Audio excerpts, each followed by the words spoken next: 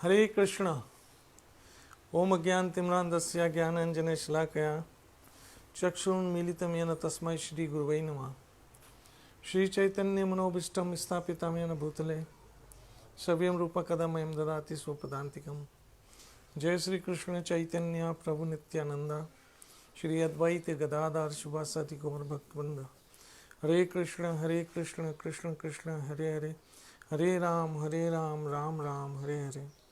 ओम नमो भगवते वासुदेवाय, ओम नमो भगवते वासुदेवाय, ओम नमो भगवते वासुदेवाय। कृष्णाय वासुदेवाय देवकी नंदनाय च नंद गोप कुमाराय गोविंदाय नमो नमः। हे कृष्ण करुणा सिंधु दीनबंधु जगतपते गोपेश गोपिका कांता राधा कांत नमस्तुते।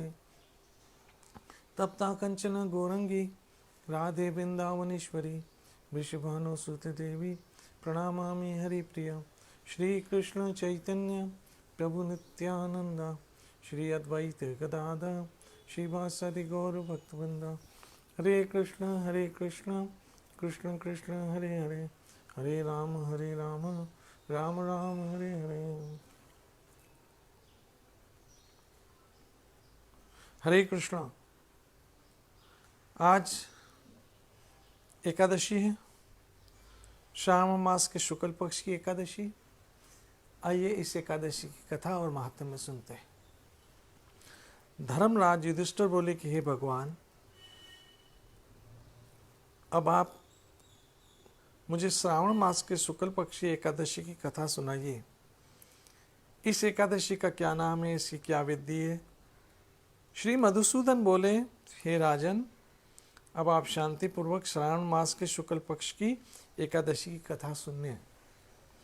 इस कथा के श्रवण मात्र से ही वाजपेयी यज्ञ का फल मिलता है। कथा सुनने से ही वाजपेयी यज्ञ का फल मिलता है, इसलिए ध्यान से सुनो। द्वापर युग के प्रारंभ में महिष्मती नाम की नगरी थी। उस नगरी में महाजीत नाम का एक राजा राज्य करता था। उसे कोई पुत्र नहीं था, कोई औलाद नहीं थी, इसलिए वो सदैव दुखी रहता था।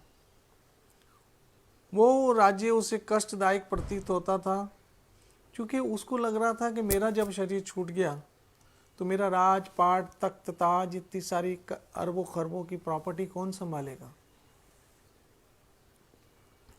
तो राजा को ऐसा बहुत ही शून्य लग रहा था और बहुत कष्टदायक लग रहा था। उसने बहुत पुत्र प्राप्ति अर्थात औलाद की प्राप्ति के लिए बहुत सारे यत्न किए, परंतु निष्फल हो गया।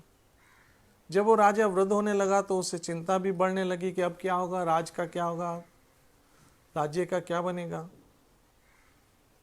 और उसने एक दिन अपनी प्रजा को संबोधन करते हुए कहा कि मैंने तो अपने जीवन में कोई ऐसा पाप नहीं किया जिससे, और ना ही अन्यायपूर्वक मैंने प्रजा का धन एकत्रित किया, ना मैंने कभी देवता और ब्राह्मणों का धन छीना है, और ना किसी की धरोहर मारी है। मैंने प्रजा को सदैव अपने बच्चों की तरह पाला है, कभी किसी के राग द्वेष नहीं किया, सबको सम्मान माना है। इस प्रकार धर्मयुक्त राज्य करने पर भी मैं इस समय महान दुख पा रहा हूँ। सो इसका कारण क्या है, मेरी कुछ समझ में नहीं आ रहा। राजा महाजीत की इस बात को विचार करने के लिए मंत्री आदि वन को गए।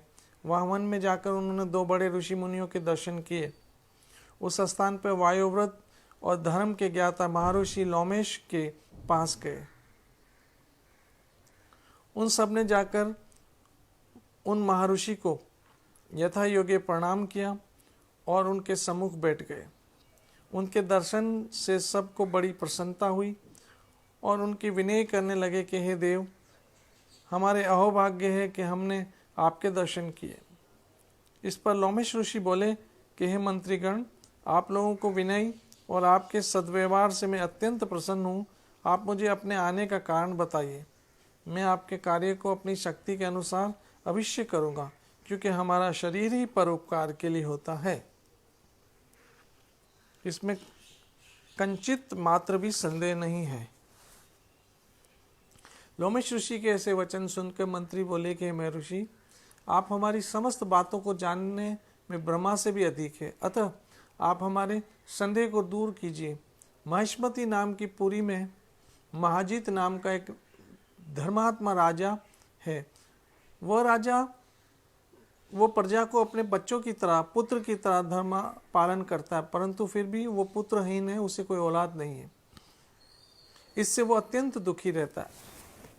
हम लोग उस राजा की प्रजा हैं, हम भी उनके दुख से दुखी हो रहे हैं, क्योंकि प्रजा का ये कर्तव्य है कि राजा के सुख में सुखी माने और दुख में दुखी माने।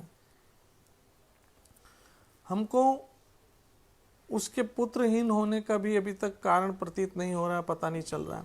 इससे हम आपके पास आए। जब हमने आपके दर्शन किए तो हमको पूर्ण रूप से विश्वास है कि आप हमारा कष्ट अभी से दूर करेंगे, क्योंकि महान पुरुषों के दर्शन मात्र से ही प्रतीक कार्य सिद्ध हो जाते हैं। अतः आप अब हमको राजा के पुत्र होने का, कोई औलाद होने का कोई उपाय बताए। इस पर रोमिश ऋषि बोले कि एक क्षण के लिए नेत्र बंद किए और राजा के पूर्व जन्म को विचार करने लगे। वो विचार करके बोले कि हे श्रेष्ठ पुरुषों, ये राजा पिछले जन्म में अत्यंत निर्लज्ज था और बुरे कर्म करता था। वह एक गांव से दूसरे गांव में घूमता रहता था। एक बार ज्येष्ठ मास के शुक्ल पक्ष की एकादशी के 2 दिन से भूखा था। दोपहर को समय एक जलशाय पर जल पीने गया। उस स्थान पर उसी समय ब्याई हुई गाय भी जल पी रही थी। राजा ने उस प्यासी भगा दिया गाय को और स्वयं जल पीने लगा। हे ब्राह्मणों, इसलिए राजा को ये दुख भोगने पड़ रहे हैं।